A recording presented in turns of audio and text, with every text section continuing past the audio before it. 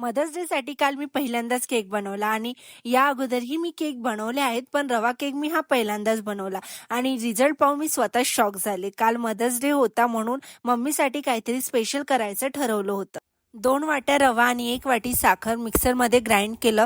त्यात vanilla essence टाकलं आणि मग दूध टाकून छान मिक्स करून घेतलं. थोडंसं सोडा टाकून फेटलं आणि त्यानंतर 15 मिनिट बाजूला ठेवलं. आणि हो, तेल टाकायचेच विसरले होते. मग काय शेवटी पुन्हा तेल टाकलं आणि चेरी टाकून मिक्स केलं. त्यानंतर केकच्या टिनला तेल लावून ग्रीस केलं आणि त्यामध्ये बॅटर ओतलं. त्यानंतर कढई गरम करायला ठेवली होती.